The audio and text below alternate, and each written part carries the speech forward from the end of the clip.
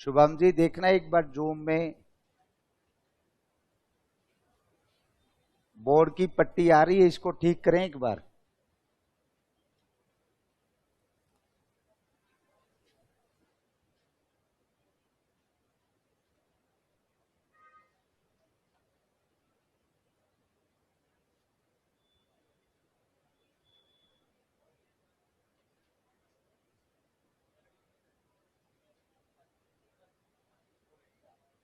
ठीक।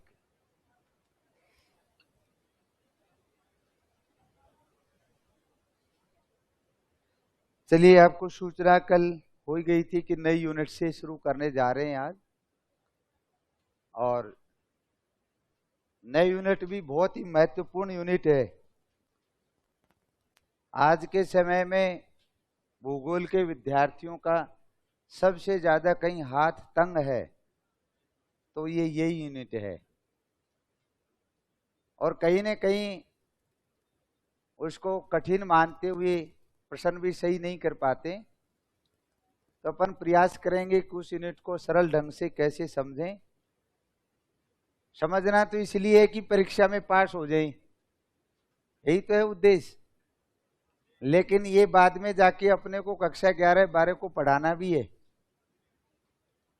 अच्छा, अब तक के जितने भी पुराने बैच पढ़ाए 2010 में, 12 में, जो 13 की भर्ती थी, 15 की, 18 की, सभी भर्तियों में जितने भी विद्यार्थी पास आउट होके गए, अंत में जाके, क्योंकि इस समय तो रहता है कि पढ़ना ही पढ़ना है, इस समय तो केवल पढ़ा जाता है। जब वास्तव में विद्यार्थियों को समझाने लगते हैं तब मैं देखता हूं कि 90% विद्यार्थी फिर भूल जाता है।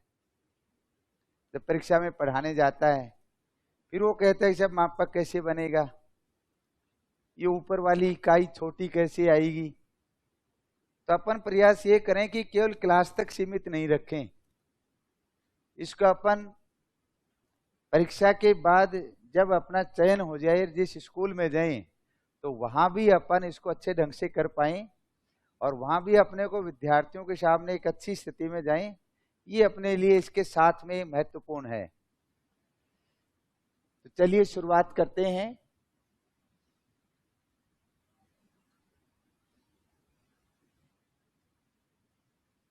कोई नहीं, यहीं से कंटिन्यूस क्लास रख सकते हैं। आज से ही फर्स्ट क्लास है, जो भी ऑनलाइन में भी हैं। मैं एक बार पाठ्यक्रम की चर्चा कर देता हूं। एक तो ये जो यूनिट है अपनी सांख्यिकी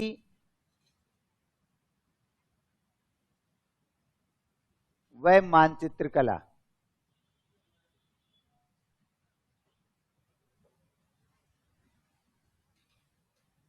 ये जब आप अपना पाठ्यक्रम देखेंगे तो ये 10+2 स्तर में है।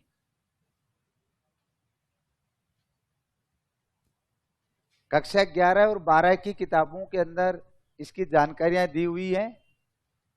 सामान्य तौर पर तो इसको कार्टोग्राफी कह देते हैं, मानचित्र कला, बल्कि इसमें 2 पार्ट हैं। सांख्यिकी का अलग पार्ट है और मानचित्र कला का अलग पार्ट है। सांख्यिकी का जो पार्ट है, इस वाले भाग में जब आप देखेंगे तो यहां है समांतर माध्य,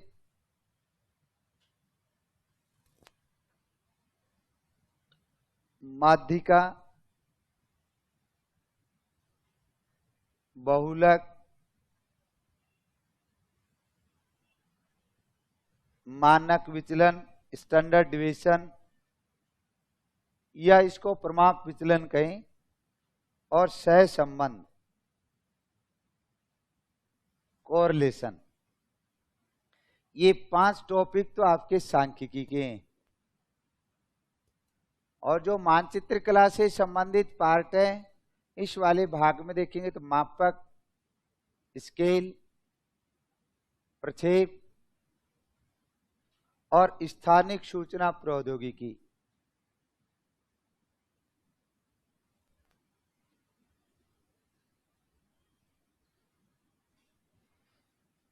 और स्थानिक सूचना प्रौद्योगिकी वाले पार्ट में ही आप देखेंगे तो यही है जीआईएस,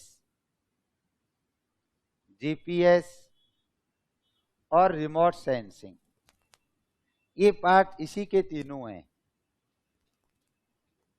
जीआईएस, जीपीएस और रिमोट सेंसिंग, स्थानिक सूचना प्रौद्योगिकी के पार्ट में। इस वाले यूनिट के एवरेज रूप में प्रश्न आते हैं, लगभग 12 प्रश्न आते हैं, लेकिन ये कोई जरूरी नहीं है कि 12 ही प्रश्न हर बार ही आए।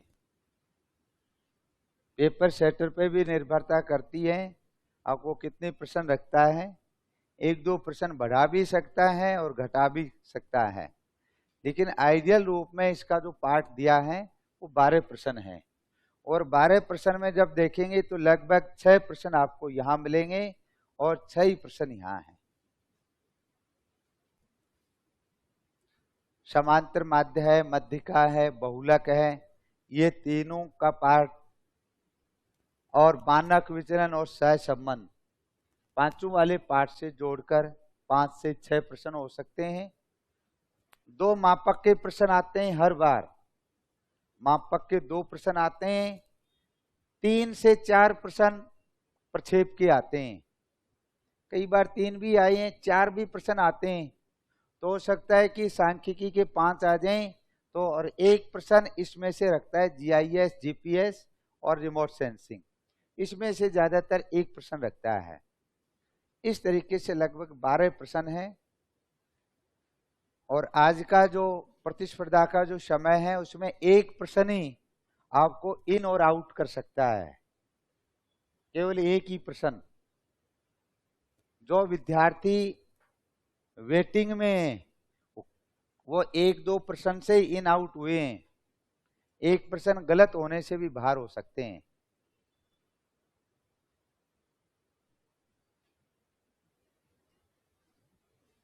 एक बार ये जानकारी लिख ली क्या? जिनको पाठ्यक्रम नहीं हो और कोई विद्यार्थी आज ही आया हो तो जाते समय सिलेबस ले लें, पाठ्यक्रम, उसमें जानकारी लिख भी रखी है। अब अपन बात शुरुआत करेंगे इस वाले पार्ट से, यहां से, क्योंकि जो अपने पूर्व से जो बैच निर्धारित समय के अनुसार चला आ रहा है, तो उस क्रम के अंदर पहले ये पार्ट है, उसके बाद ये पार्ट आएगा। तो पहले यहां से शुरू करेंगे सांख्यिकी वाले से।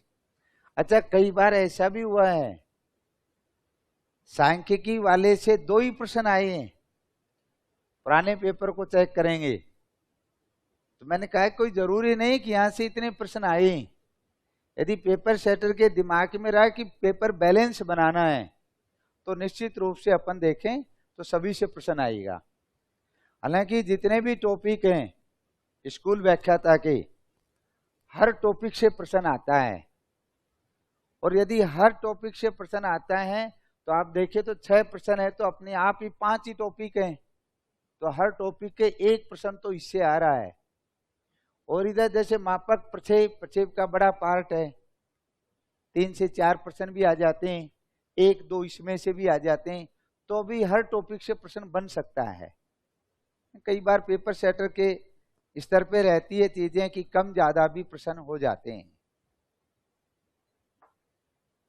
तो आप शुरुआत में डाल लें, आप सांख्यिकी वाला पार्ट हेडिंग डालें, स्टैटिक्स वाला।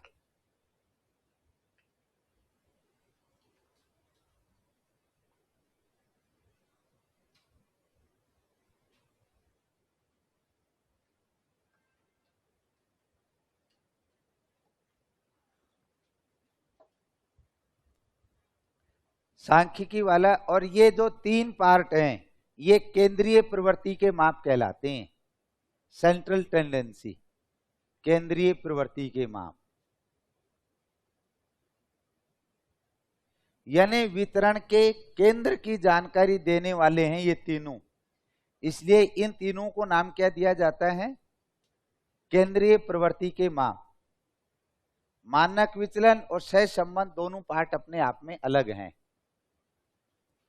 फर्स्ट पेपर में भी है। हाँ बिल्कुल सही है, फर्स्ट पेपर में भी टॉपिक दे रखे हैं। ये आपका जो फर्स्ट पेपर है उसमें सारे टॉपिक हैं क्या? हैं? 3 है, तो सेंट्रल टेंडेंसी वाला जो पार्ट है, केंद्रीय प्रवृत्ति वाला, ये आपके फर्स्ट पेपर में भी है। स्टैंडर्ड डिविएशन और कोरिलेशन नहीं होगा उसमें।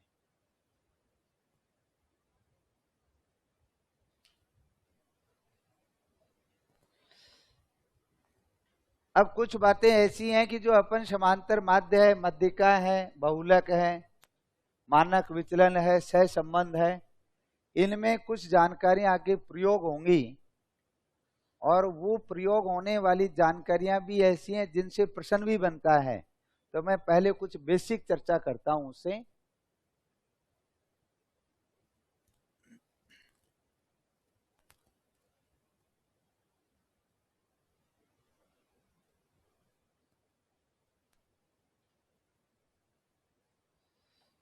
और वो बेसिक चर्चा वो है, शायद आपको जानकारी है, आता है, लेकिन मेरा यही उद्देश्य है कि आप में से ऐसे बहुत से विद्यार्थी होंगे जिन्होंने बीएससी किया होगा, बाद में एमए ज्योग्राफी से किया होगा, ऐसे भी होंगे, या जिन्होंने हो सकता है कि प्राइवेट के रूप में किया हो, कोटा ओपन से किया हो, और उनको बेसिक जानकारी नहीं हो। तो अपन शुरुआत जीरो से ही करेंगे। जिनको आता है वेल एंड गुड, अच्छी बात है। देखिए कुछ सामान्य जानकारी।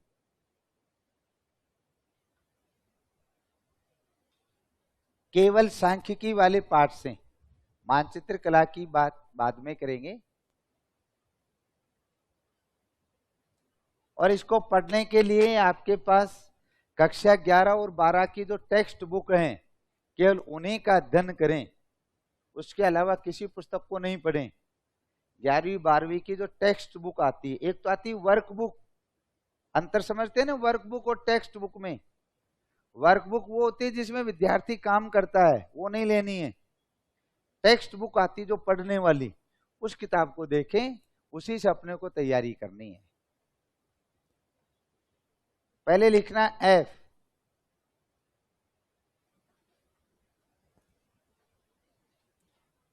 सांख्यिकी में एफ का तात्पर्य क्या है?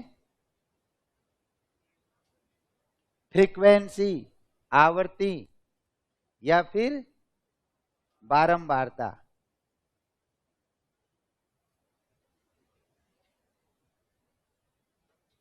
फ्रीक्वेंसी, आवर्ती, या फिर बारंबारता कहें इसको।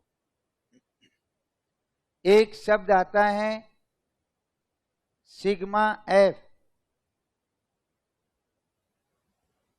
ये अपने जो बनाया है चिन्ह, ये किसका है? सिग्मा। और सिग्मा का अर्थ क्या होता है? जोड़। ये जो आपके सामने बनाया इस तरीके से, ये सिग्मा है,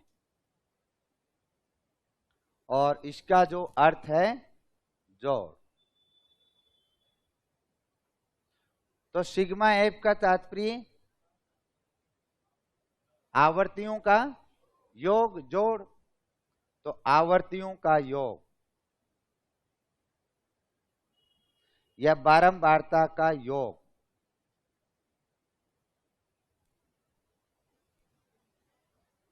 सिग्मा एफ आवर्तियों का योग।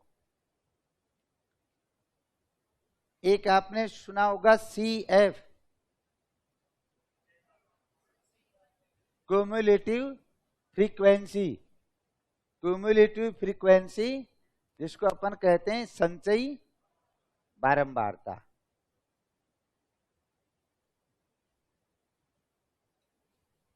संचयी बारंबारता। अच्छा, आपके सामने में कहूं कोई समंक श्रेणी है,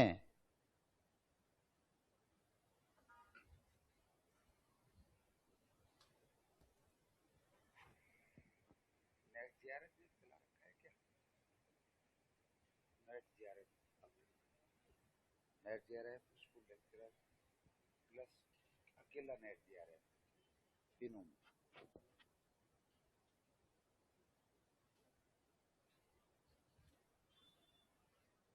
एक तीसरा टर्म लिखा सीएफ, संचयी बारंबारता, यानी कोई समंक श्रेणी है, उस समंक श्रेणी के अपन कंटिन्यूस क्रमिक रूप से यदि वर्गों की बारंबारता को जोड़ते हुए आएंगे तो उससे कौन सा मान आता जाएगा? संचयी बारंबारता। पहले वाली को फिर अगले वाले में जोड़ेंगे, फिर उससे अगले वाली को जोड़ेंगे तो उससे संचयी बारंबारता आएगी। तो क्या संचयी बारंबारता का योग और आवर्तियों का योग दोनों बराबर होता है या अलग होता है? हैं? बराबर होगा? बराबर होगा। फिर सुने एक बार, किसी समंक श्रेणी के समस्त पद मूल्यों की संचयी बारंबारता का योग, यानी जो लास्ट की संचयी बारंबारता आएगी, अंतिम संचयी बारंबारता, वह समस्त आवर्तियों का योग बराबर होगा। भाई अंतिम में जोड़ हो जाता है, ठीक है। यानी संचयी बारंबारता जो अंतिम पद मूल की होगी वही संख्या क्या होती है? जोड़ होता है, सिग्मा एफ होता है। सबको आया कि ये बात समझ में? नहीं आया किसी को? मैं एक आपके सामने ये लिख लिया क्या आपने? जैसे मैंने आपके सामने एक ऐसा लिखा, ये आपके सामने वर्ग लिखा,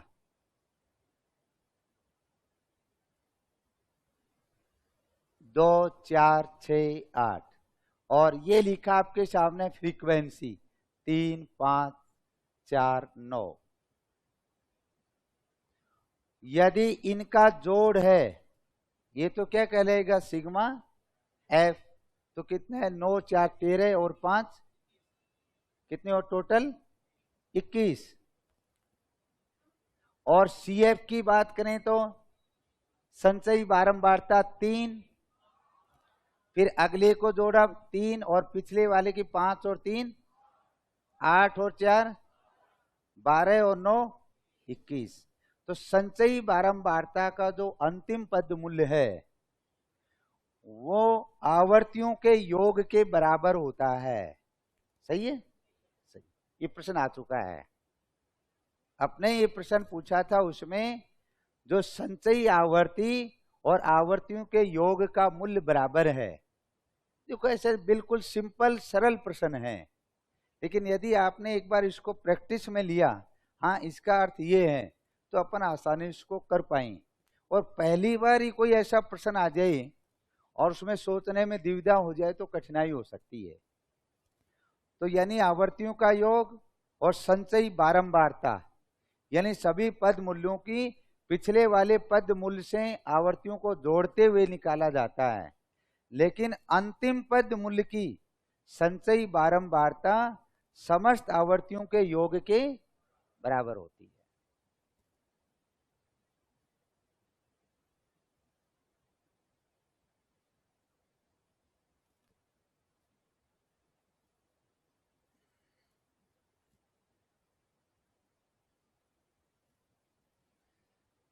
नेक्स्ट लिखिए आगे,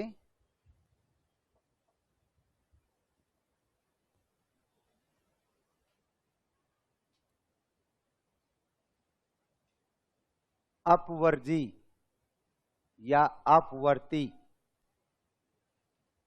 श्रेणी। श्रेणियों के दो वर्ग होते हैं, एक अपवर्जी होती है और एक समावेशी होती है। अपवर्जी या अपवर्ती, एक्सक्लूसिव।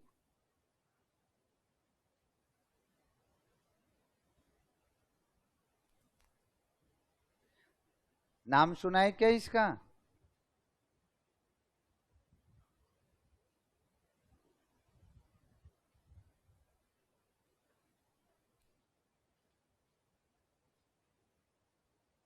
उदाहरण से मैं आपको समझाऊंगा तो आपको अच्छे ढंग से समझ में आएगा ये क्या कहना चाह रहा है।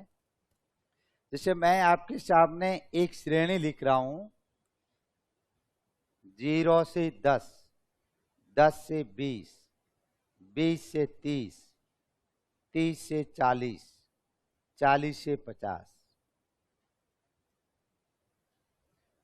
ये श्रेणी लिखी है आपके सामने, और ये जो अपन वर्ग अंतराल लिखा है, इस वर्ग अंतराल में 2 अंक हैं, इस वर्ग की निम्न सीमा और ये इस वर्ग की उच्च सीमा। तो बताइए इस अपवर्ती जो श्रेणी की बात करें, इसमें ये 20 संख्या यहां काउंट होगी या फिर इस वर्ग में काउंट होगी? ये 1 नंबर, ये 2। यदि मैं केवल आपसे 20 की संख्या पूछूं,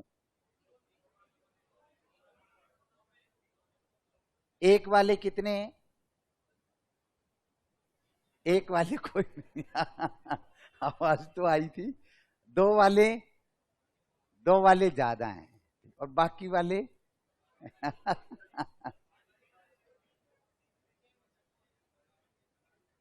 यानी अभी 2 वालों की संख्या ज्यादा है।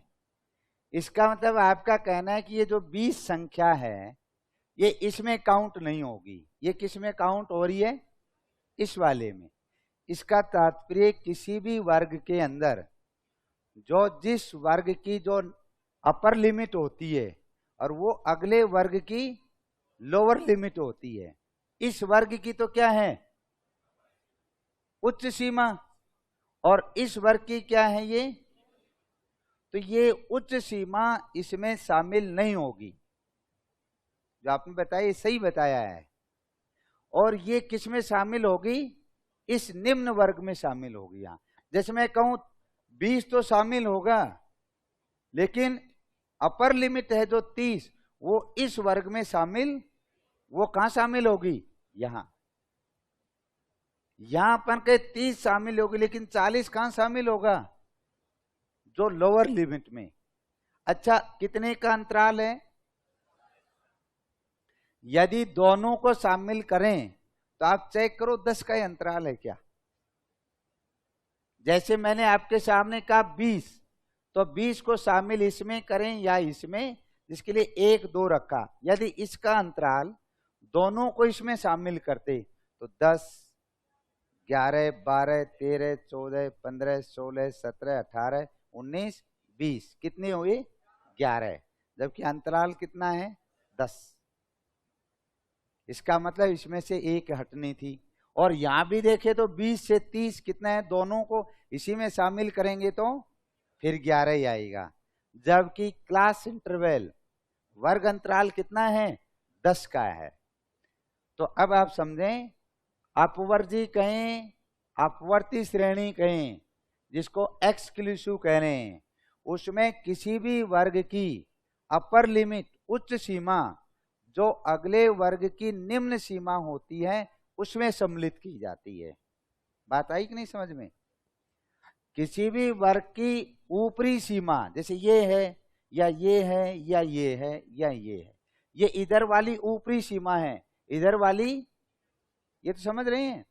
किसी भी वर्ग की अपर सीमा, ऊपरी सीमा, अपर लिमिट, जो अगले वर्ग की निम्न सीमा होती है, जैसे इसकी उच्च है तो अगले की ये, इसकी उच्च है अगले की, तो अगले वर्ग की निम्न सीमा के अंदर सम्मिलित की जाती है।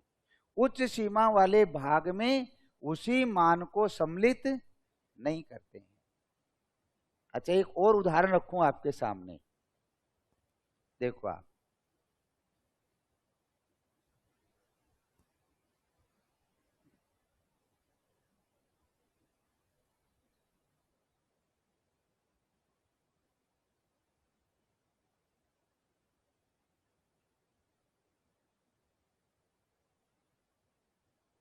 ये कैसी है? ये अपवर्ती है या समावेशी है? हैं?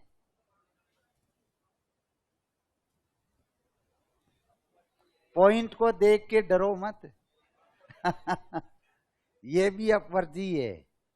देखो आप ध्यान दें, उसमें इसमें नियम में कोई फर्क है क्या? इसकी अपर लिमिट, इसकी, वही तो बात है, मैंने पॉइंट किया है। इसकी अपर लिमिट, इसकी, यह दोनों एग्जाम्पल असिस्टेंट प्रोफेसर में दिए थे अब की बार, और केवल इतना ही पूछा था, असिस्टेंट प्रोफेसर का जो ज्योग्राफी का पेपर, कौन सी अपवर्ती श्रेणी के उदाहरण हैं, और बहुत विद्यार्थी इसको भी चूक में गलती कर गए। यानी सरल से सरल स्तर। अच्छा, पेपर तो भूगोल का सबसे बड़े स्तर का है भाई, असिस्टेंट प्रोफेसर से बड़ा एग्जाम कोई होगा ज्योग्राफी का, तो स्कूल लेक्चर से बड़े स्तर का है, लेकिन प्रश्न क्या रखा? सरल स्तर का रखा। लेकिन सरल स्तर का तात्पर्य ये बेसिक है जानकारी, बेसिक जानकारी के आधार पे प्रश्न था ये।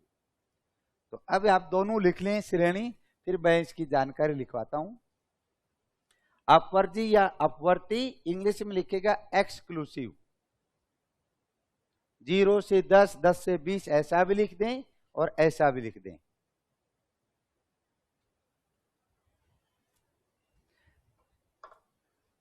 नेट जेआरएफ का एग्जाम होता है, असिस्टेंट प्रोफेसर है, या अन्य स्टेट का कोई पीसीएस एग्जाम जो विषय से आधारित है, उन विषय से आधारित पेपरों में ही आता है।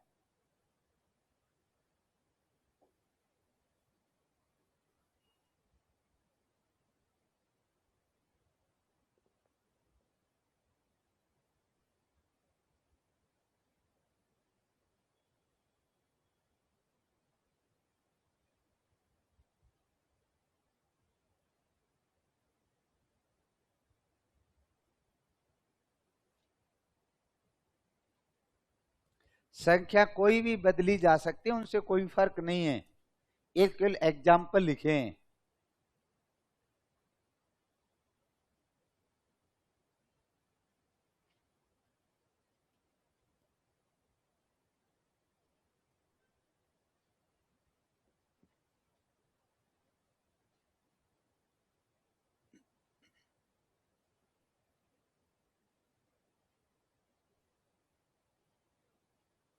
लिख लिया?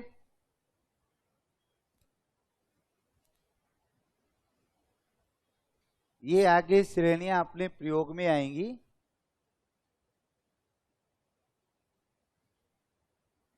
लिख लिया? तो अब लिखिए आप अपवर्जी या अपवर्ती एक्सक्लूसिव। लिखना अपवर्जी श्रेणी में, अपवर्जी श्रेणी में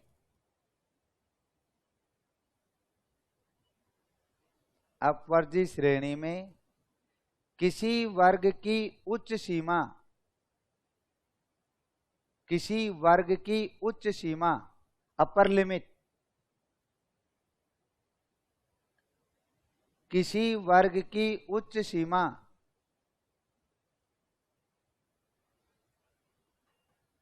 उच्च सीमा कह दें या इसको ऊपरी सीमा कह दें।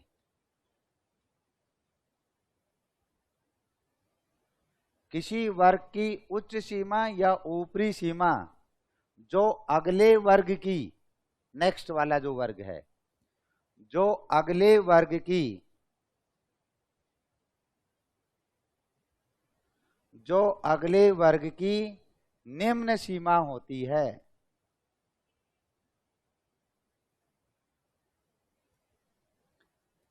जो अगले वर्ग की निम्न सीमा होती है, लोअर लिमिट, जो अगले वर्ग की निम्न सीमा होती है, तथा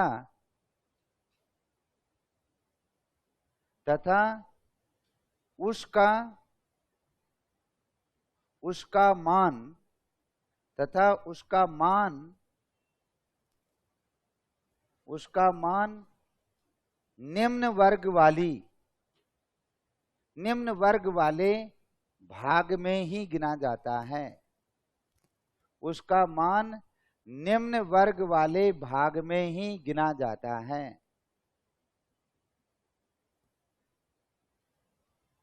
या निम्न वर्ग वाले पद मूल्य में ही गिना जाता है।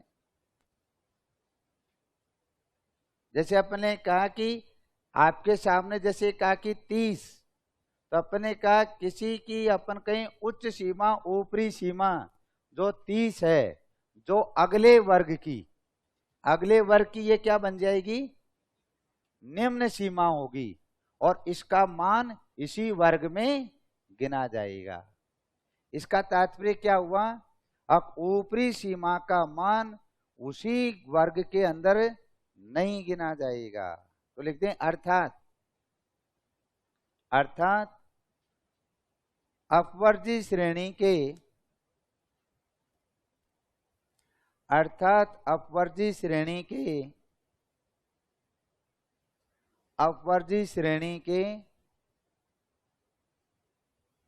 अपवर्जी श्रेणी के वर्ग की ऊपरी सीमा अपर लिमिट, अपवर्जी श्रेणी की ऊपरी सीमा उसी वर्ग में सम्मिलित नहीं होती। अपर लिमिट, ऊपरी सीमा उसी वर्ग में सम्मिलित नहीं होती।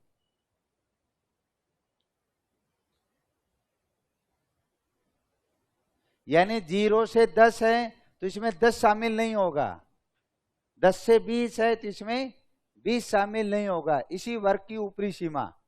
20 से 30 है तो इसमें 30 शामिल नहीं होगा, 30 से 40 में इस वर्ग में 40 शामिल नहीं होगा, और 40 से 50 इसमें 50 शामिल नहीं होगा। समझ गए होंगे शायद।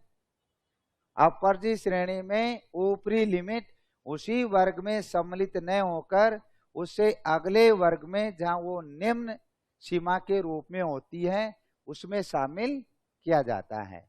ऐसा ही आपके सामने 20.5 यहां भी है, यहां भी है, तो शामिल कहां होगा? 20.5 यहां होगा।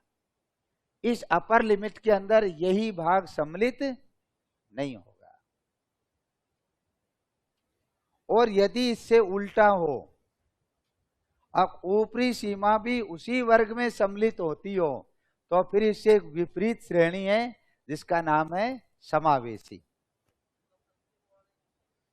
है।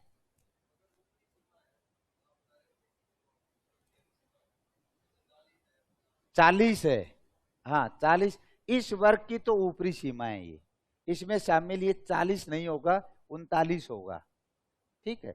लेकिन 40 यहां सम्मिलित होगा। समाप्ति हो गया तो यहां तो 40 से लेके 49 तक ही है, हाँ 50 यहां शामिल नहीं होगा, 50 के लिए अगला ही वर्ग आएगा।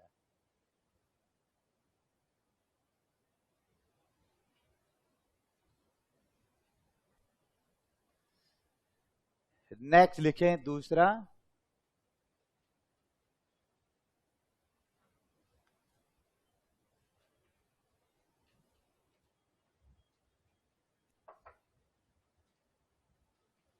दूसरा एक टर्म लिखें समावेशी, समावेशी श्रेणी, इंक्लूसिव।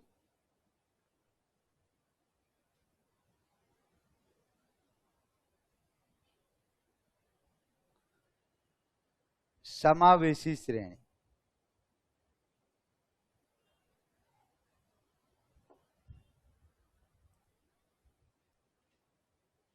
मैं आपके सामने एग्जाम्पल लिखता हूं। 0 से 9, 10 से 19, 20 से 29, 30 से 39, 40 से 49।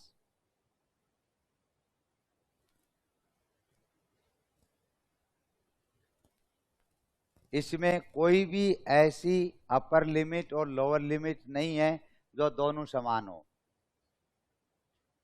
और इसमें खास बात है, किसी वर्ग की अपर लिमिट और उससे अगले वर्ग की लोअर लिमिट, उसमें 1 का अंतर मिलेगा।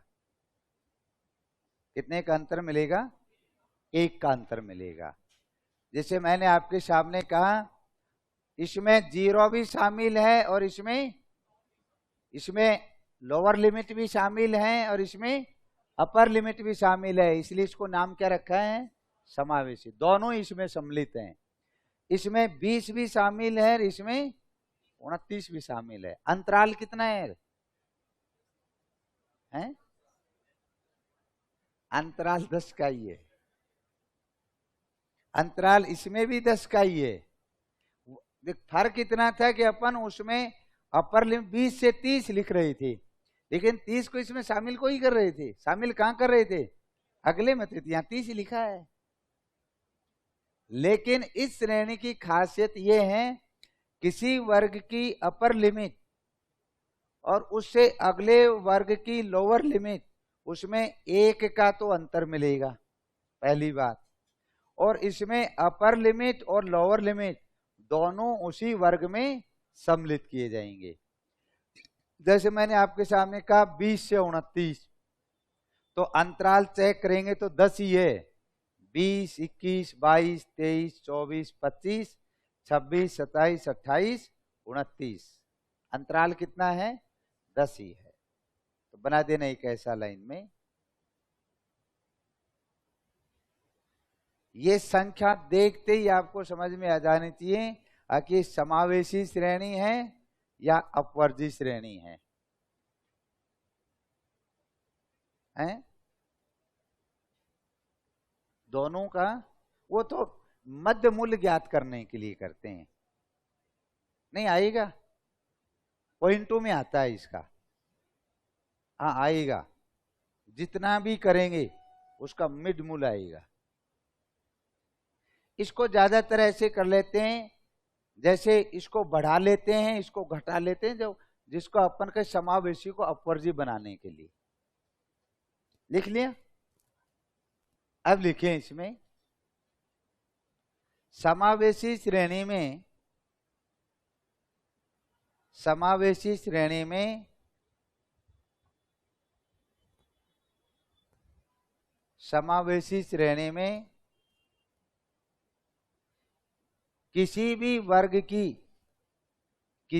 वर्ग की निम्न सीमा व ऊपरी सीमा,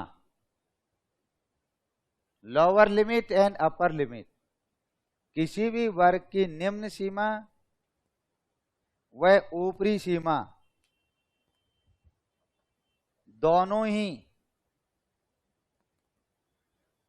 ही उसी वर्ग में सम्मिलित की जाती हैं। दोनों ही उसी वर्ग में सम्मिलित की जाती हैं।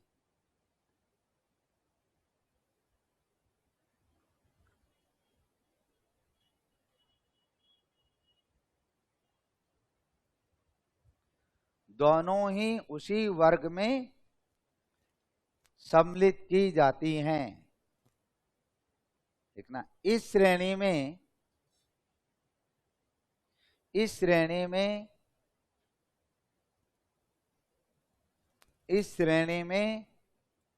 किसी वर्ग की ऊपरी सीमा,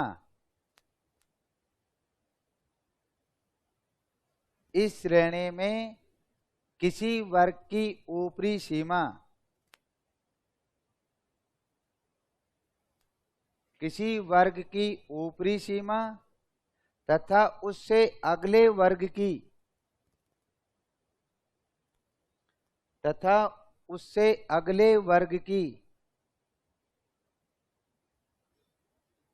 किसी वर्ग की उच्च सीमा तथा किसी अगले वर्ग की निम्न सीमा, लोअर लिमिट, निम्न सीमा में 1 का अंतर होता है। 1 का अंतर होता है।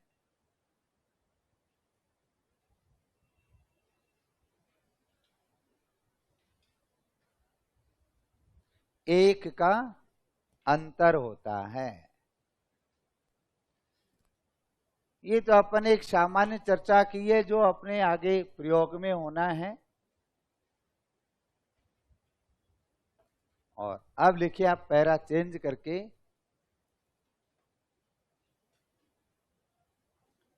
केंद्रीय प्रवृत्ति के माप।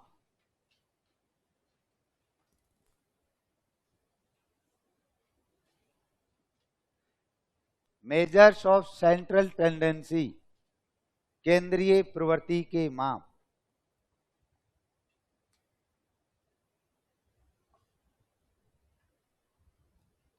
केंद्रीय प्रवृत्ति के माप डाल दिया हेडिंग, डैश करके लिखना है इसमें एक लाइन पहले। वितरण के केंद्र कोई भी अपन का वितरण है उसका सेंटर ज्ञात करने के लिए वितरण केंद्र ज्ञात करने वाली वितरण के केंद्र ज्ञात करने वाली सांख्यिकीय विधियों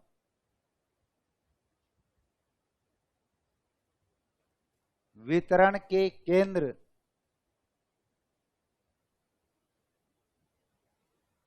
ज्ञात करने वाली सांख्यिकीय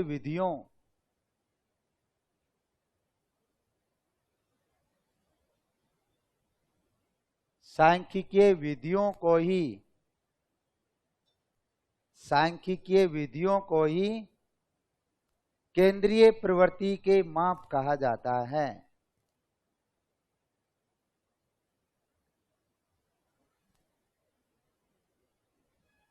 वितरण के केंद्र ज्ञात करने वाली सांख्यिकीय विधियों को ही केंद्रीय प्रवृत्ति के माप कहा जाता है, जिसमें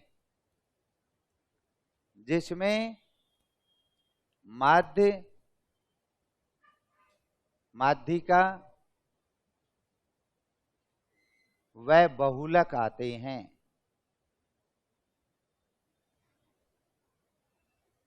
और यही अपना टॉपिक है जिस टॉपिक पे अपन आना चाह रहे थे, जिसमें माध्य, माध्यिका व बहुलक आते हैं।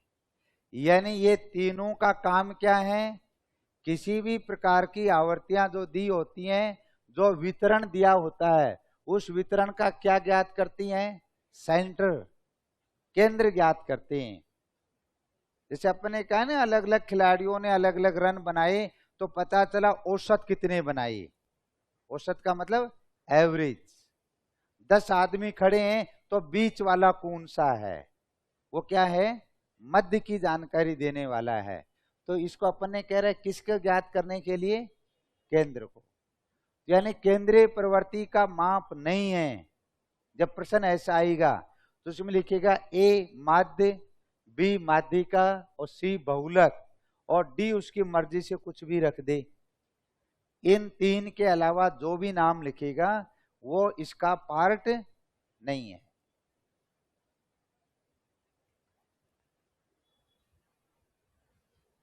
अब लिखना समांतर माध्य। माध्य से शुरुआत करें।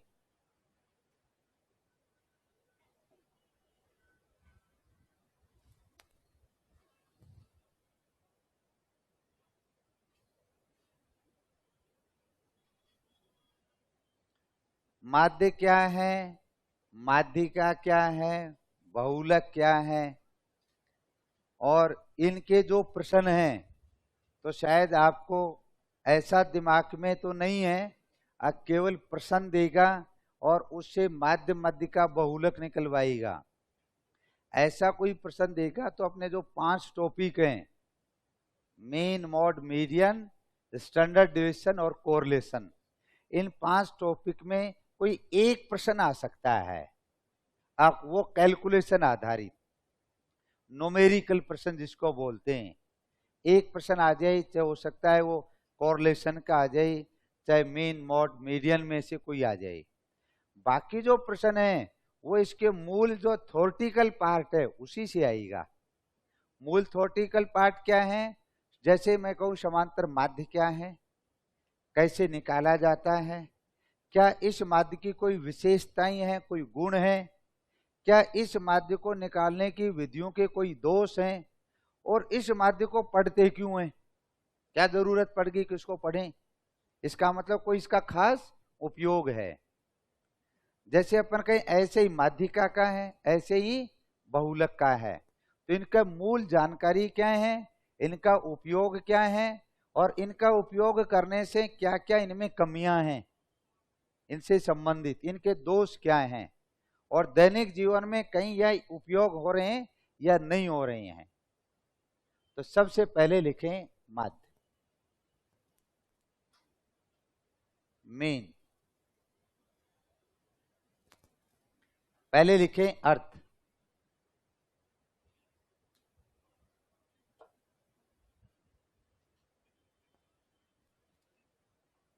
माध्य लिखना। समांतर माध्य, समांतर माध्य किसी समंक श्रेणी, किसी समंक श्रेणी, समांतर माध्य किसी समंक श्रेणी, समांतर माध्य किसी समंक श्रेणी, यानी कोई श्रेणी दे रखी 2 4 6 8 इस तरीके, किसी समंक श्रेणी का वह पद मूल्य है, किसी समंक श्रेणी का वह पद मूल्य है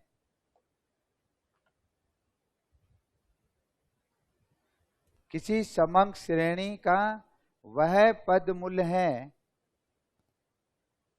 जो सभी श्रेणियों के, जो सभी श्रेणियों के योग से, जो सभी श्रेणियों के योग से, सभी श्रेणियों के योग से प्राप्त होने वाली संख्या में, सभी श्रेणियों के योग से प्राप्त होने वाली संख्या में,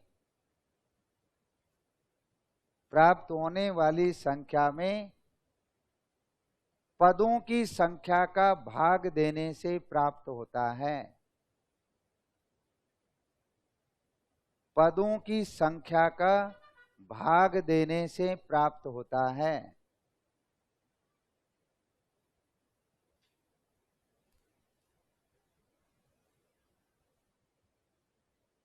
भाग देने से प्राप्त होता है। दूसरे शब्दों में इसको ऐसे भी कह सकते हैं, किसी समंक श्रेणी के सभी पद मूल्यों का योग जिसमें पदों की संख्या का भाग देने से प्राप्त होता है। तो एक दूसरे शब्दों में लिख देना या लिख के फिर लिख दें या समांतर माध्य, समांतर माध्य सभी पद मूल्यों के योग में, समांतर माध्य सभी पद मूल्यों के योग में, सभी पद मूल्यों के योग में पदों की संख्या का भाग देने से प्राप्त होता है।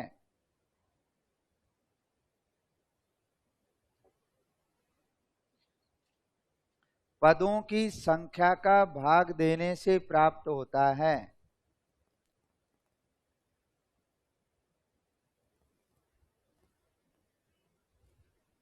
पदों की संख्या का भाग देने से प्राप्त होता है।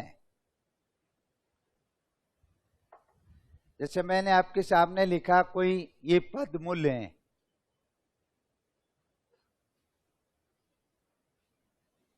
2 4 6 7,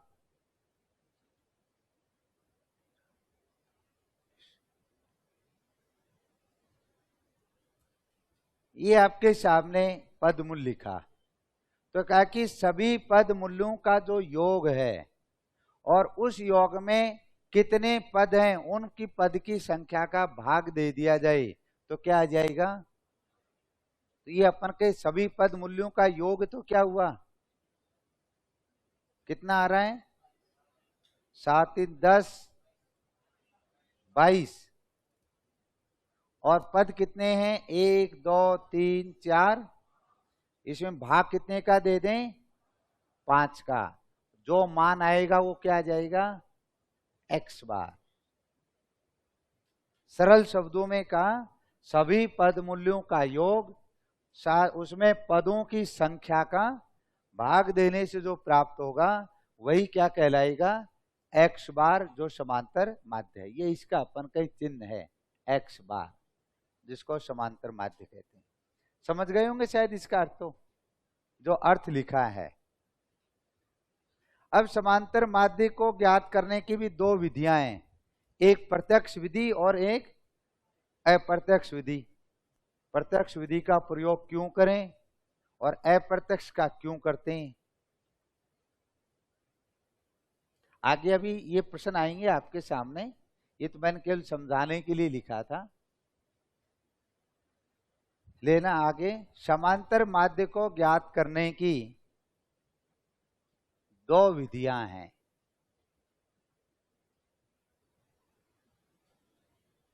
दो विधियां हैं, एक लिखना ए डायरेक्ट मेथड, प्रत्यक्ष विधि।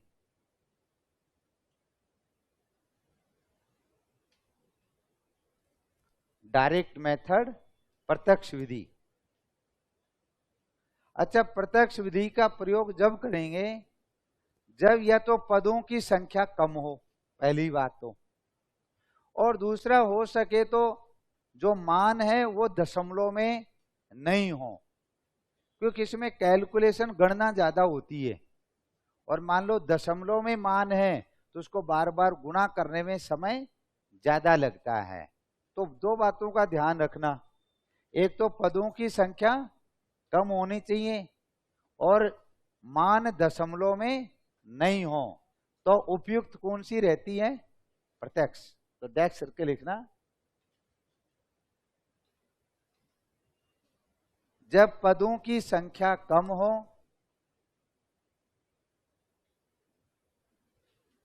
जब पदों की संख्या कम हो,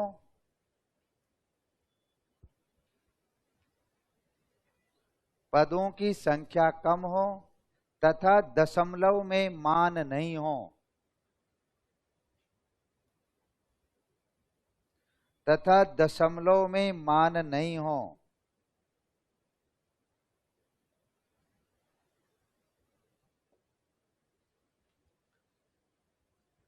पदों की संख्या कम हो तथा दशमलव में मान नहीं हो, तो प्रत्यक्ष विधि का प्रयोग किया जाता है। तो प्रत्यक्ष विधि का प्रयोग किया जाता है।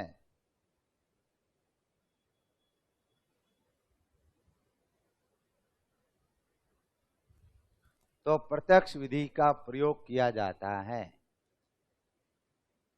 दूसरा लिखना अप्रत्यक्ष, इनडायरेक्ट मेथड। अप्रत्यक्ष विधि और अप्रत्यक्ष विधि की जानकारी इससे उल्टा हो जाएगी। पदों की संख्या तो क्या हो, ज्यादा हो, और जो अपन कहें दशमलव भी में भी मान यदि होता है तो ये विधि उपयुक्त रहती है। तो लिखना, जब पदों की संख्या अधिक हो,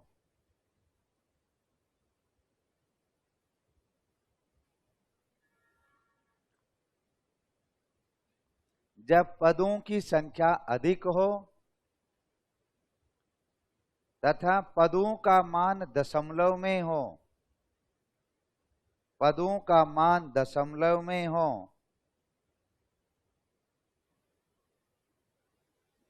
पदों का मान दशमलव में हो, तो अप्रत्यक्ष विधि उपयुक्त रहती है।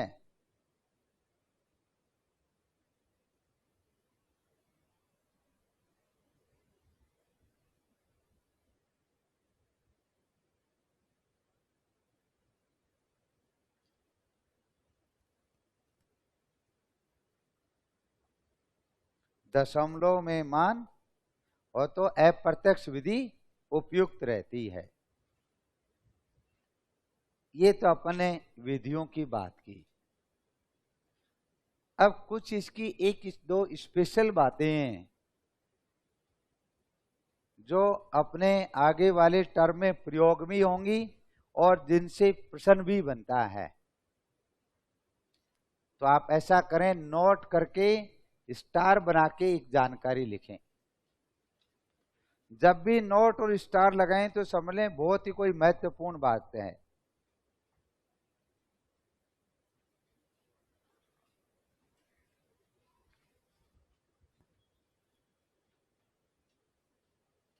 एक नंबर पर लिखना, वास्तविक समांतर माध्य से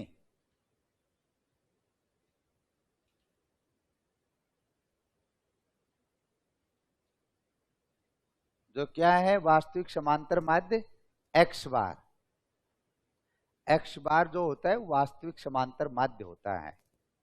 यानी माध्य अपन ने ज्ञात कर लिया, उसके बाद की बात करें। वास्तविक समांतर माध्य से जब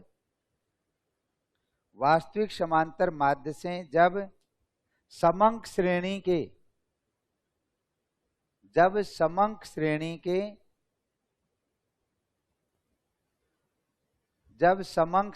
के विभिन्न पद मूल्यों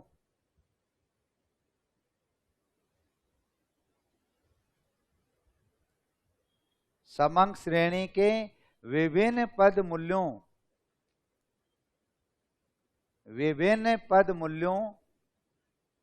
से निकाले गए विचलनों का योग, डिवीजन जिसको अपन कहें विचलन, मूल्यों से निकाले गए विचलनों का योग हमेशा 0 होता है।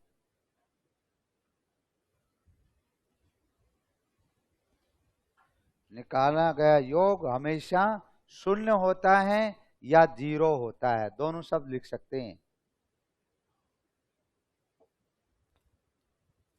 अभी तो केवल ये लाइन याद रखें, अब वास्तविक समांतर माध्य से जो समंक श्रेणी के विभिन्न जो पद मूल्य हैं, उन पद मूल्यों से जब निकाले गए विचलन, डिवीजन, उसका अंतर क्या आएगा, हमेशा योग क्या आता है, 0 यानी 0 होता है। अभी तो आपको ये समझ में इसलिए नहीं आएगा जब तक इसको करके नहीं देखेंगे। जब प्रश्न में हल करेंगे और 0 आएगा जब मानेंगे आप, वैसे तो मानेंगे ही नहीं हैं।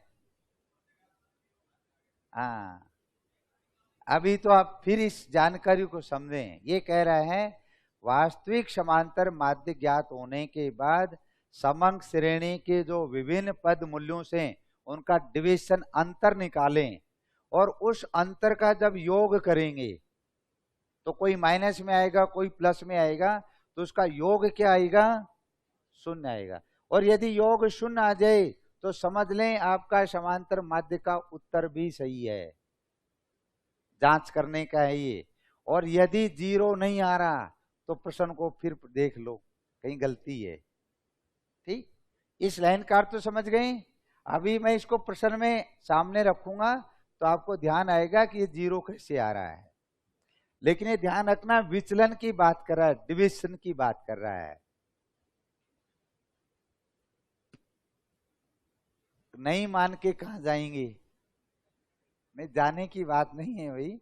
बात यह कि ये तो अभी अपने लिखा है, इसको अपन प्रमाणित करेंगे, देखेंगे कि हाँ वास्तव में ही 0 आता है क्या, बाकी औरों में नहीं है ऐसा।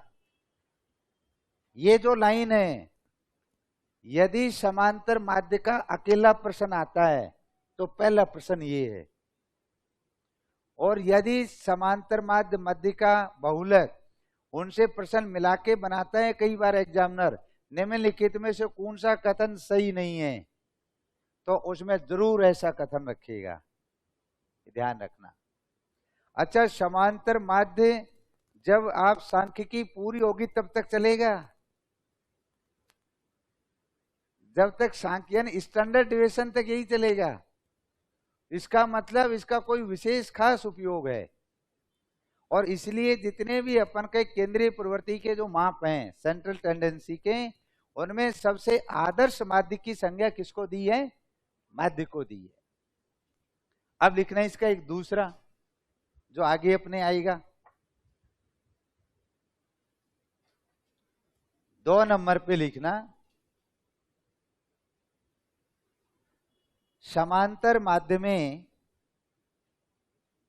ये इसका गुण भी है जब लास्ट में लिखेंगे, क्योंकि अभी तो प्रश्नों में देखना है अपने को। समांतर माध्य में बीज गणितीय गुण पाए जाते हैं।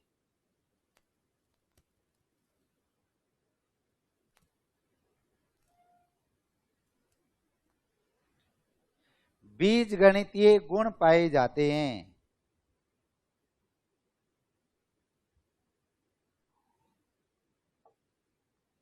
बीज गणितीय गुण पाए जाते हैं। ये बीज गणितीय गुण पाए जाने के कारण ही इसका उपयोग और ज्यादा बढ़ जाता है, और बीज गणितीय गुण के कारण ही मानक विचलन निकालने में भी इसका उपयोग में लेते हैं। स्टैंडर्ड डिवीजन के लिए पहले क्या ज्ञात करना होगा? माध्य, उसके बाद मानक विचलन निकलेगा। बीज गणितीय गुण का मतलब यदि कोई एक स्थिर मान है, एक अचर मान है या एक स्थिरांक मान है, उस मान को जोड़ें तो उतना ही माध्य में प्लस हो जाएगा, घटाएं तो उतना ही घट जाएगा, गुणा करें तो उतना ही गुणा करने से बढ़ जाएगा, भाग दें तो उतना ही भाग देने से भाजित हो जाएगा। ये जोड़ बाकी गुणा भाग वाले जो चारों जो टर्म हैं, इन चारों का मान उसी अनुपात में घटता है और बढ़ता है। इसी गुण को नाम क्या दिया जाता है? बीज गणितीय गुण। जैसे मैं आपके सामने कहूं, देखिए एक ही एग्जाम्पल से फिर अपन आगे बात करेंगे इससे संबंधित। मैंने कहा 7, 9, 9, 15, ठीक, एग्जाम्पल लिखा आपके सामने। समांतर माध्य का अर्थ क्या लिखा? दिए गए पद मूल्यों के योग में पदों की संख्या का भाग देना, यही था। ठीक, दिए गए पद मूल्यों का योग, योग कितना आ रहा है? 40 होगा। बहुत अच्छी गणित है आपकी तो है। और 40 है तो पद मूल्य कितने हैं? 4 का भाग दे दें तो कितना आया? यदि मैं अब ये कहूं प्रत्येक पद मूल्य में एक अचर मान, अचर का मतलब बिना परिवर्तन होने वाला, या एक स्थिरांक, जैसे मैं कहूं प्रत्येक पद मूल्य में 2-2 जोड़ दिया, कितना कितना जोड़ा? तो इसको जोड़ के अपने को आगे निकालने की आवश्यकता नहीं, सब में समान अंक जोड़ा है। तो अभी तो समांतर माध्य कितना था? तो इस 10 में 2 जोड़ लें, कितना हो गया? और सब में यदि 2-2 घटाएं तो इस 10 में से ही 2 घटा दें, क्या आ गया?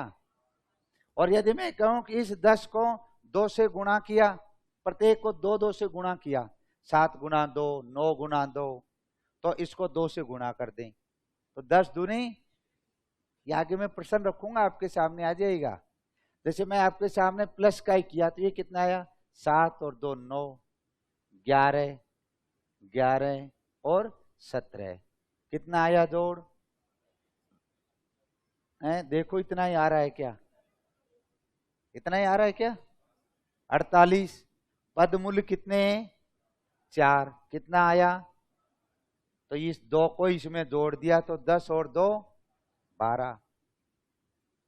एक अचर मान, अचर का मतलब बिना परिवर्तन होने वाला, एक स्थिरांक, एक फिक्स जो मान है, यदि जोड़ेंगे तो उतना ही इसमें जोड़ें समांतर माध्य में तो मान आ जाएगा, घटाएं तो उतना ही घटा दें, गुणा करें तो उतने से इसको गुणा कर दें, 5-5 से गुणा करना है तो 5 से इसको गुणा कर दें, और भाग करना है तो भाग दे दें, वही संख्या आ जाएगी।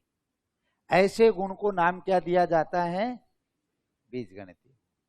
ये प्रयोग आगे करेंगे, लेकिन मैंने इसलिए इसको लिखा है कि आपको समझ में आए कि बीजगणितीय गुण क्या है।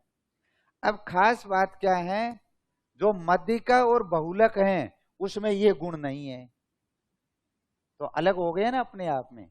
फिर वो एक प्रश्न बनेगा, निम्नलिखित में से और कथन कौन सा सही है? लिखेगा माध्यिका में बीजगणितीय गुण पाया जाता है। अब पहले तो ये नहीं पता है क्या, फिर ये रखेंगे कि भाई पाया जाएगा कि नहीं पाया जाएगा, लेकिन हनुमान जी का नाम लेके भर देते हैं पाया जाता होगा।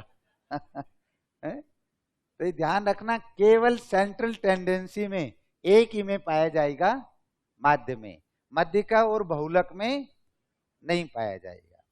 नेक्स्ट लिखना आगे।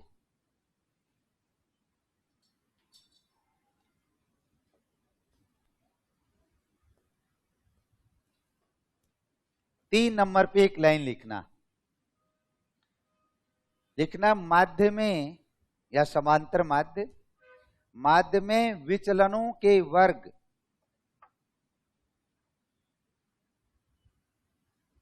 माध्य में विचलनों के वर्ग का योग, विचलनों के वर्ग का योग न्यूनतम होता है। विचलनों यानी डिवीजन, विचलनों के वर्ग का योग न्यूनतम होता है। ये तीन जो लाइन लिखी हैं, विचलन क्या है, वर्ग न्यूनतम है, ये आगे प्रश्न में आपको तीनों जानकारियां समझ में आएंगी। लेकिन आप ये तीनों लाइन याद रखें तो आप समझ लें समांतर माध्य का जो थ्योरेटिकल पार्ट है वो आपको इसी पार्ट में से प्रश्न रहेगा। पहला कहा कि माध्य से पद मूल्यों से निकाले गए विचलनों का योग 0 होगा।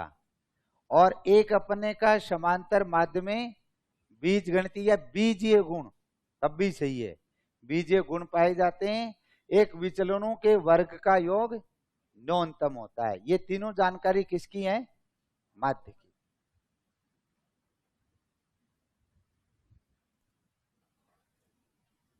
अब कुछ आप इसके प्रश्नों में देखेंगे तो ये बातें स्पष्ट होंगी आगे।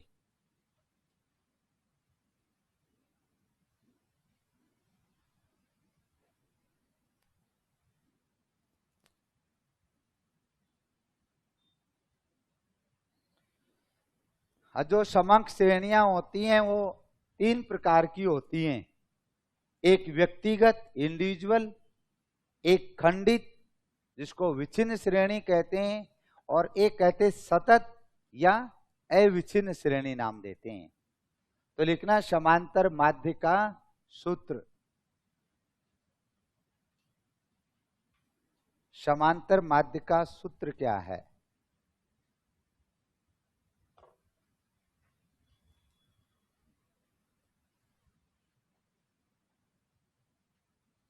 सूत्र में आप इसको 2 तरीके से लिखें। इधर लिखें प्रत्यक्ष विधि और इधर लिखेंगे अप्रत्यक्ष विधि।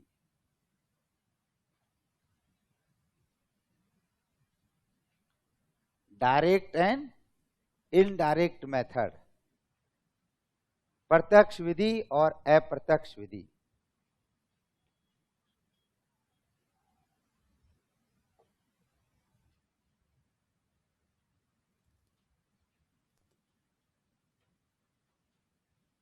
लिख लिया? और यहां मैं श्रेणी लिखता हूं, व्यक्तिगत, व्यक्तिगत श्रेणी। फिर अपन एग्जाम्पल देखेंगे। इंडिविजुअल श्रेणी, व्यक्तिगत श्रेणी में जो इसका सूत्र है लिखना x बार बराबर सिग्मा x बटा n। x बार ये अपन का इसका चिन्ह है, सिग्मा का तात्पर्य जोड़ है, x का मतलब है पद मूल्य और n का मतलब है पद मूल्य की, पदों की संख्या। ये तो पद मूल्यों का योग है, ये पदों की संख्या है। ये तो किस श्रेणी में लिखा है? व्यक्तिगत श्रेणी में। और यदि इसे ही अपन अप्रत्यक्ष विधि में लिखते तो फिर आता x बार बराबर अज्यूम्ड मीन। एक का मतलब अज्यूम्ड कल्पित माध्य, फिर आएगा सिग्मा dx, डी का मतलब डिवीजन अंतर, सिग्मा dx बटा n।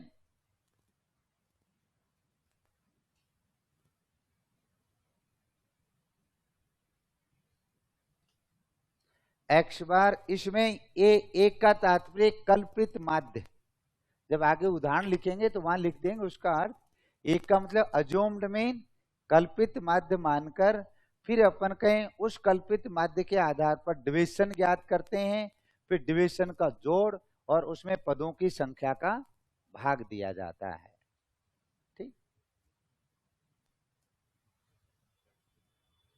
दूसरा लिखना खंडित।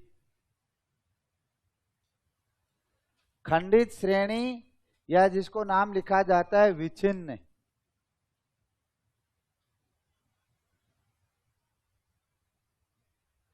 अच्छा, खंडित और सतत दोनों में समान है। इसमें फर्क केवल इतना होता है, सतत श्रेणी के जो वर्ग अंतराल होता है उसकी मिड वैल्यू ज्ञात की जाती है, तो केवल एक स्टेप बढ़ जाता है, बल्कि सूत्र में कोई परिवर्तन नहीं रहता है।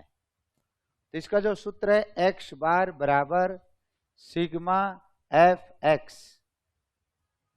एफ का मतलब फ्रीक्वेंसी, फ्रीक्वेंसी और पद मूल्यों का गुणा करने के बाद समस्त का जोड़ और फिर बटे सिग्मा एफ। अब पदों की संख्या नहीं और बारंबारता का योग, और इसे ही एन भी कहते हैं।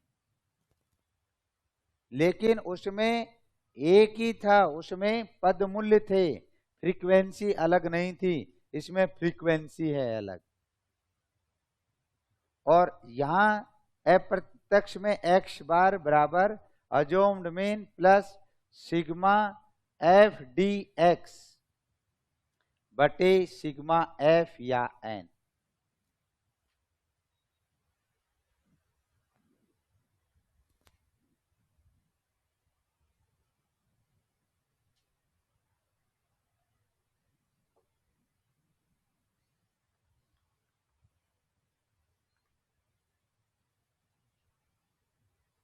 इसमें पद मूल्य और फ्रीक्वेंसी को गुणा किया जाता है प्रत्यक्ष विधि में, और उधर आप देखें तो जो पद मूल्यों से डिविजन निकालने के बाद फ्रीक्वेंसी से गुणा करके उसका जोड़ और बारंबारता का योग का भाग दिया जाता है।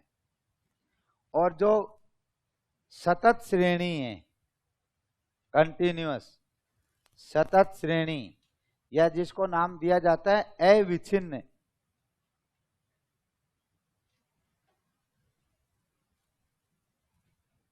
अविच्छिन्न या सतत श्रेणी, और इसका सूत्र भी यही है,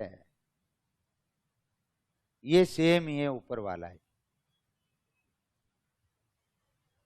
केवल इसमें जो पद मूल्य थे इसकी जगह सतत होने के कारण यहां वर्ग अंतराल होगा 0 से 10, तो उसका बीच का मूल्य ज्ञात किया जाएगा मिड वैल्यू, और उसके बाद यही सूत्र लगेगा। सूत्र समान है। तो इसकी जब आगे प्रश्न आएगा तो उस समय चर्चा कर देंगे। दोनों का सामने यही सूत्र लिख दें, x बार बराबर सिग्मा एफ एक्स बटा सिग्मा एफ या एन, और x बार बराबर assumed mean plus sigma F D x बटा सिग्मा एफ या एन, सेम है।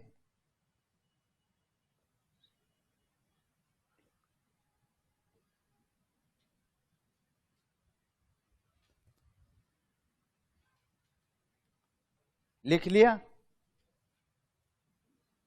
इनको प्रश्न में रखते हैं तो सही ढंग से अपने को जानकारी समझ में आएगी। चलो व्यक्तिगत श्रेणी का मैं आपके सामने उदाहरण रखता हूं।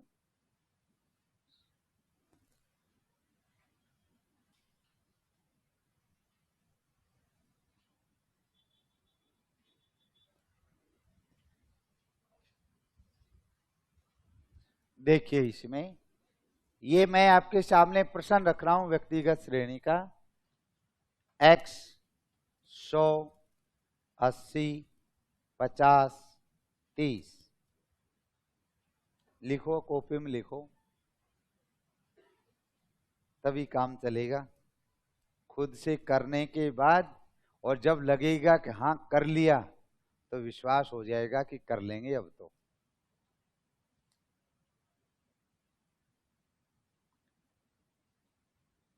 आपके विश्वास का मैं ध्यान दिला दूं, आप में कब विश्वास आया था?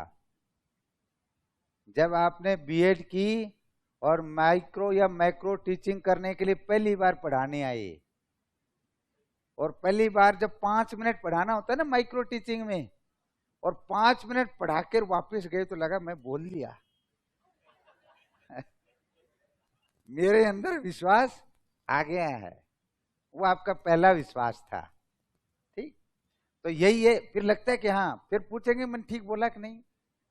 दूसरे साथी से पूछते हैं ना, ठीक रहा, ये कमी है, इसको सुधारो। है, शब्द आगे पीछे बोले गए, नाम के आगे पिता का नाम बोला गया कि गांव के आगे जन्म तिथि बोली गई, क्या बोला है।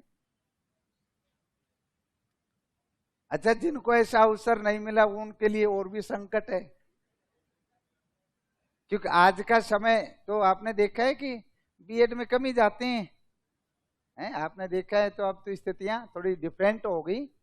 बाकी माइक्रो जो टीचिंग होती थी, निश्चित रूप से जो सीखने का था किस तरीके से, और 5 ही मिनट बोलना होता था लेकिन सारे दिन तैयार करते थे। आज इसको बोलना है, कैसे बोलना है, लिख लिया। चलो इस सूत्र को लगा के देखें एक बार।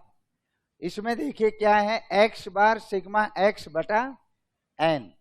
तो इसका मतलब इस x का क्या कर दें, जोड़।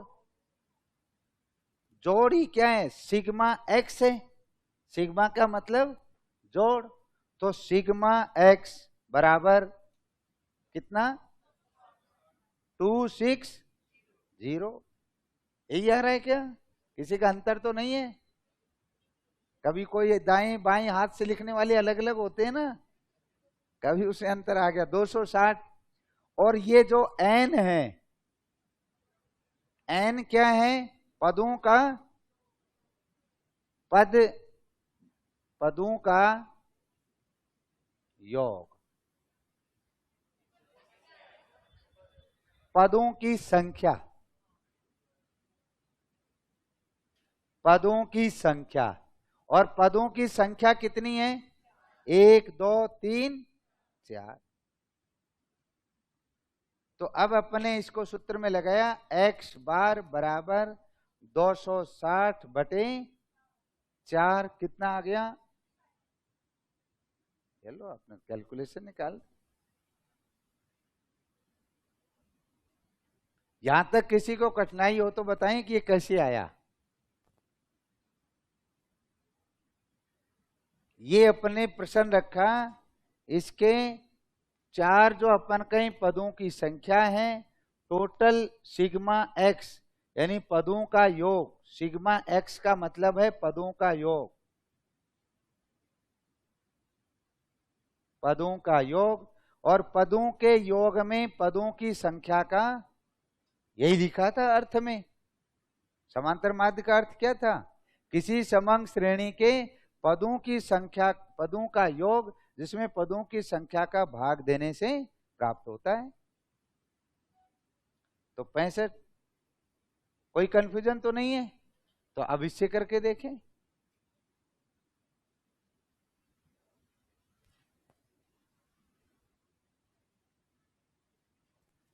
और इस वाले में अब आपको ये ध्यान रखना, अज्यूम्ड है, ये कल्पित माध्य है। ए बराबर लिखते हैं अज्यूम्ड मीन कल्पित माध्य, इसको कल्पित माध्य।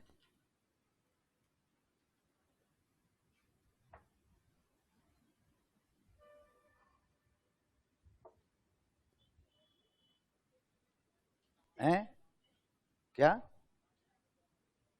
आएगा, तो समान है, एक चेक करने के लिए। भाई से कैसे, ए अपन ने कोई भी माने, चाहे इनमें से मान लें चाहे इनमें से अलग मान लें, बताइए क्या माने। 3 50। चलो कल्पित माध्य ये अपन ने माना 50। अच्छा अब ये कहो कि 50 कहां से आया है, ये आपने खुद माना है। ठीक, 40 मान लो, 40 पे भी आ जाएगा, कोई बात नहीं। अब उन्होंने पहले 50 कह दिया तो उनकी मान लेते हैं। फिर 40 को भी चेक कर लेंगे, 80 मानोगे तो 80 को भी चेक कर लेंगे। कैलकुलेशन है फिक्स, ये नहीं बदलेगी, चाहे अमेरिका चले जाएं, इसमें कोई परिवर्तन नहीं होगा। अब देखिए आप, x बार बराबर अज्यूम्ड मीन कितना है 50, प्लस, अब क्या लिखा, सिग्मा। तो पहले तो क्या ज्ञात करें, डिविजन। डी का मतलब डिविजन किसका, एक्स का। डिविजन ज्ञात करके फिर उनका क्या ज्ञात करें, जोड़। तो अब आइए इस पे डिविजन पे। अब देखिए आप, और ये आपके सामने मैं लिख रहा हूं डी एक्स, यानी इस एक्स का डिविजन। और इस डी एक्स का कैसे निकलता है, इसके आगे मैं लिख दिया एक्स माइनस ए। ये ध्यान रखें आप, एक्स तो क्या है, ये पदमूल, और ए क्या है, जो आपने माना है। जो माना है उसको एक्स पदमूल में से घटाते जाएंगे तो क्या निकल जाएगा, डिविजन, विचलन निकल जाएगा। और ये अपने का डी एक्स, जिसको एक्स में से, एक्स 100 में से 50 गए तो 50, 80 में से 50 गए तो 30, 50 में से 50 गए तो 0, 30 में से 50 गए तो -20। ये लो साहब, यहां तक कोई दिक्कत। अब इसका क्या ज्ञात करना है, सिग्मा, सिग्मा डी एक्स। और सिग्मा डी एक्स में देखें कितने तो प्लस हैं और कितने माइनस हैं। 50 और 30 80, 80 तो क्या है, प्लस, और माइनस कितने, -20। तो मान कितना आया, -20 घटा दें तो कितने बच गए प्लस के, प्लस 60 बच गए। ये आया, ये +60 क्या है, सिग्मा डी एक्स। अब इसका मान रख दें यहां, सिग्मा डी एक्स बराबर कितना आ गया, 60 बटे एन, पदों की संख्या कितनी, 4,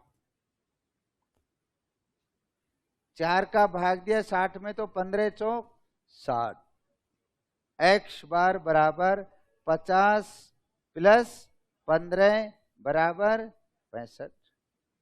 और प्रत्यक्ष विधि में कितना था, 65। इसका मतलब अप्रत्यक्ष में भी वही है, तो कोई अंतर नहीं है।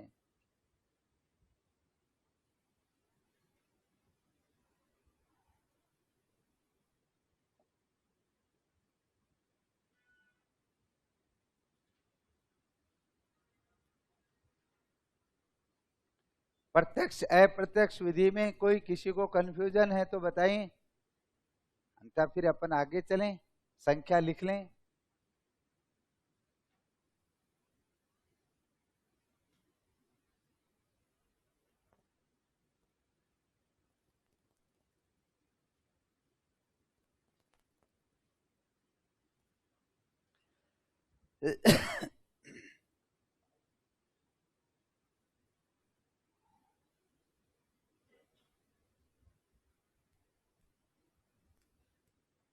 लिख लिया,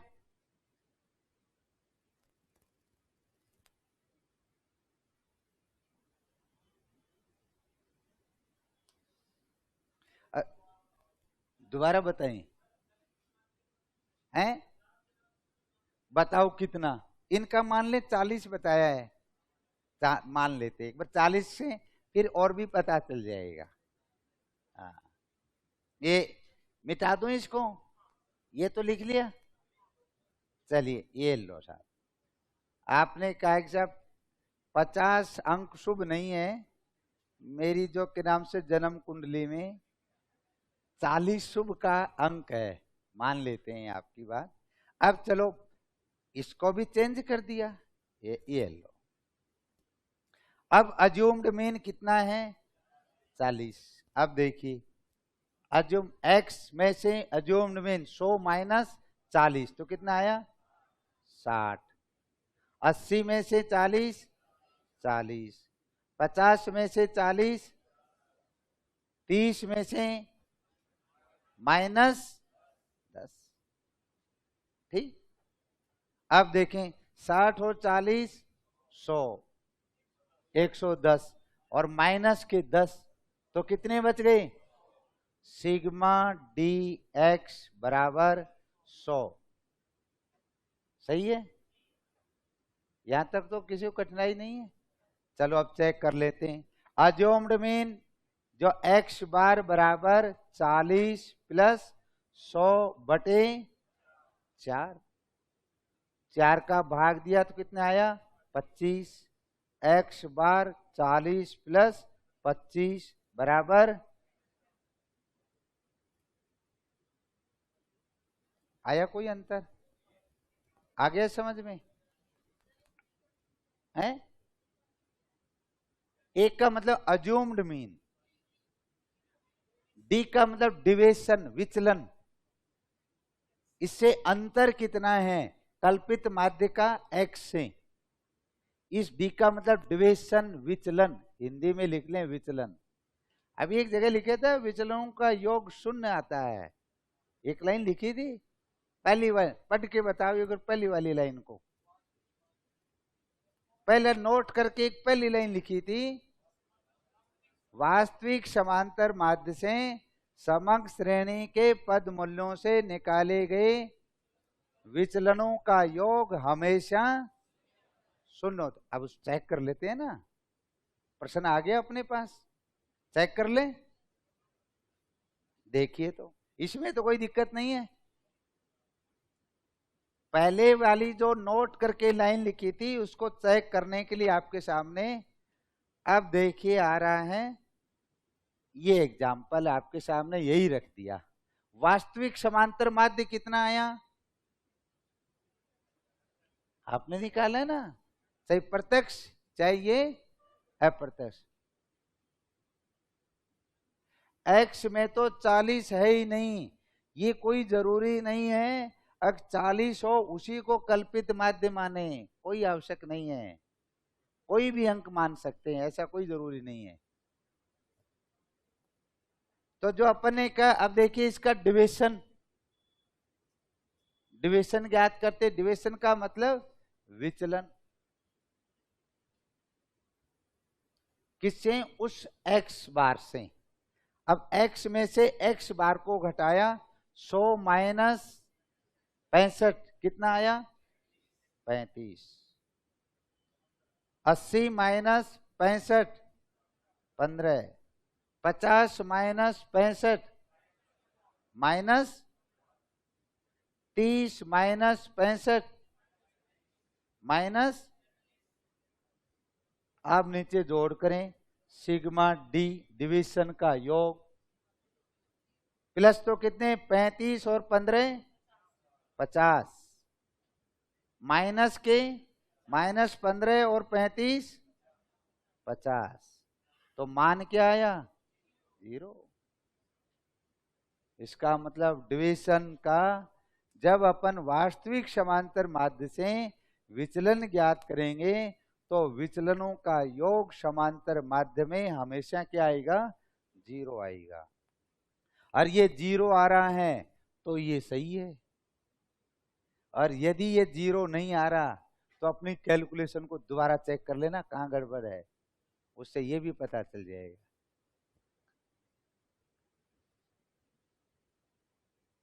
समझ गए होंगे शायद उस लाइन का अर्थ। अब अगर नहीं, उसको दोबारा पढ़ लो एक बार उस लाइन को। उसमें लिखा है कि वास्तविक समांतर माध्य से विभिन्न पद मूल्यों से निकाले गए विचलनों का योग हमेशा शून्य होता है।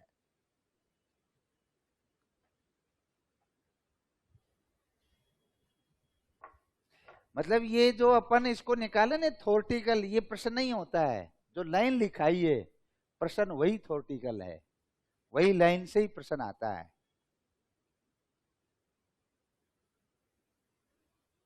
माइनस भी मान, अजोम्ड मेन में आपकी छुट्टी है, कुछ भी मान लें, वो आपकी मर्जी के अनुसार है।